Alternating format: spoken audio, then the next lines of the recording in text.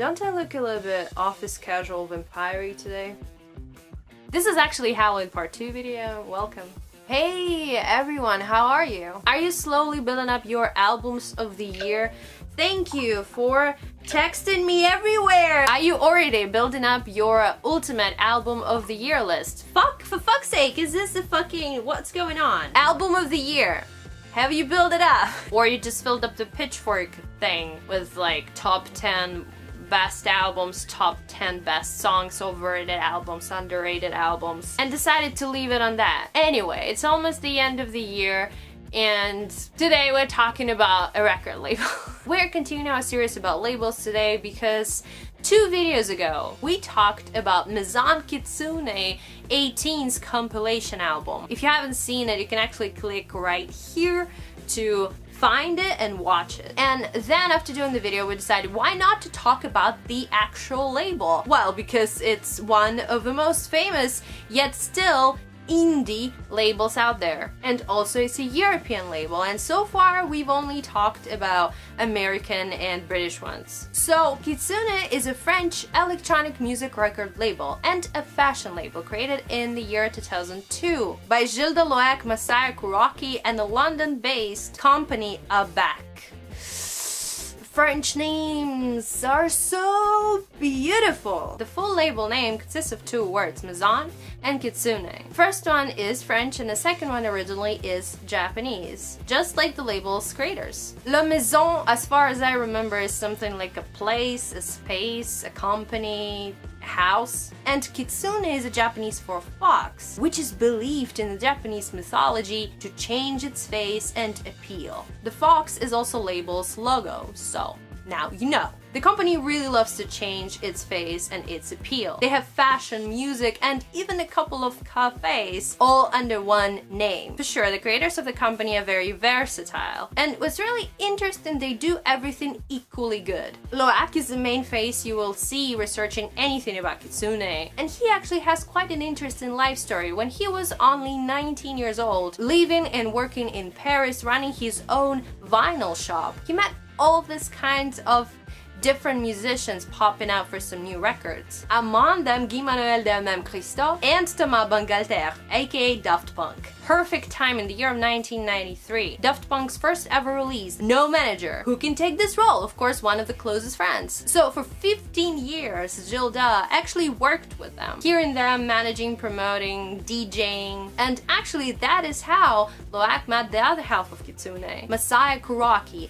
He just needed someone to guide them, him and the band, around Japan, and then quickly bonded over the love for music and, of course, fashion.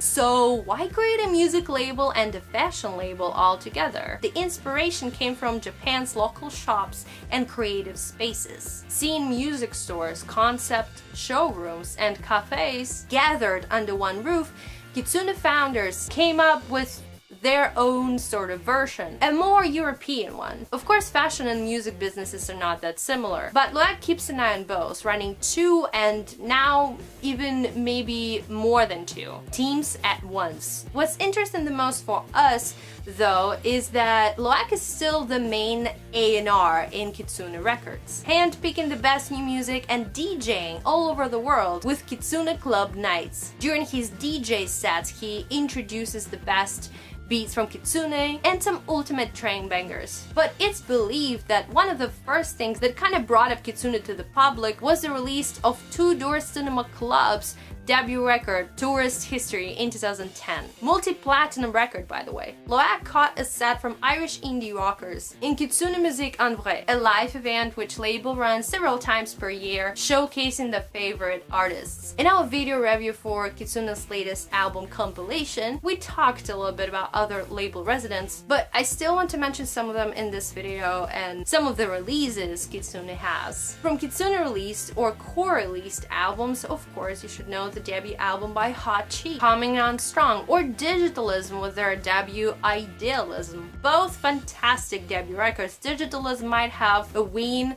over Hot Cheap one here, but still Coming On Strong is very strong. It's a good album. Another bomb on the label, in my opinion, released also in 2010 as well as Two-Door Cinema Club's tourist history, is Star of Love, debut record by Crystal Fighters. Crystal Fighters and their hit singles like In the Summer, Ecstatic Truth were and are everything. Is Tropical had their debut album in 2011 with Native 2, as well as Us de Raquette with their 2011 album Alésia. Or is it Alicia? Oh my god, French is so hard. Other very good debut album was in 2012 by the band called Citizens with exclamation mark in the end of its title. They had an album called Here We Are. If you haven't heard some of it or all of it, all the mentioned releases, then do it. Do listen to them, they're great. Won't talk a lot about it here, but will mention and will recommend you also to listen to all the EPs KitsunE has, all the singles they have, basically all of their releases. You might be actually really surprised to see some of your best favorite bands starting from there. From the other compilation albums, now they have 18 plus the 3 first ones, which doesn't really have the Maison compilation half of the title. So it's actually 21 compilation albums with some fantastic electronic, indie, pop, indie rock, synth pop, sometimes even hip hop, sometimes very experimental, lots of different genres music. I'd recommend to check out especially compilation number 2 with an amazing Block Party remix from Boys Noise. Oh, the early days of both. Compilation number 3 with remixes on Klaxons and Gossip. KitsunE compilation number 4 just because it has Falls and Crystal Castles on it, plus a beautiful remix of Feist's My Moon, My Man.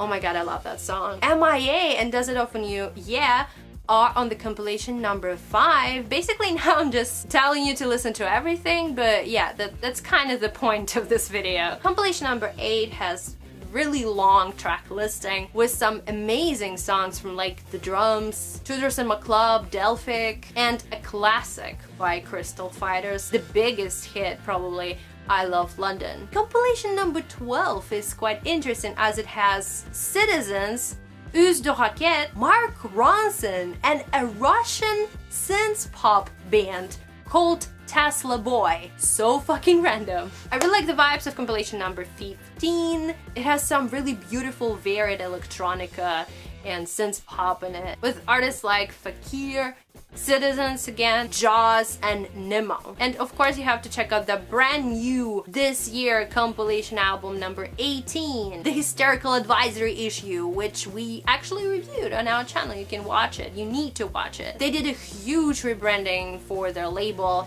and even collaborated with some really amazingly talented people, artists. For example, creating a whole capsule fashion collection with some t-shirts and tote bags. KitsunE's fashion label now generates about 80% of the company's overall revenue, with the music label driving the other 20%. And the fashion side of the label is mostly under Kuroki's eye. Design in different lines, one with high quality timeless products, including some basic pieces like shirts, hats, polos, and blazers, and other one as a fashion collection, which includes more visual and daring pieces inspired by brands like Comme des Garçons. You may think that creators make their assigned artists to wear branded clothes, but surprisingly they actually separate it. And just don't mind if some artists decide to wear something from their collection, as for example Kyla Kish did, wearing KitsunE piece in her music video for Locket. The founders find that by widening its roster of artists, KitsunE also widens its potential client base for the fashion offering, and it's actually quite true for the younger audience who wear KitsunE pieces for their annual parties and DJ sets. The music label brings the brand to places it may have never been otherwise, and it creates a sense of aura, of love around it. It tells a story. When we do parties now, people come wearing our t-shirts. It's like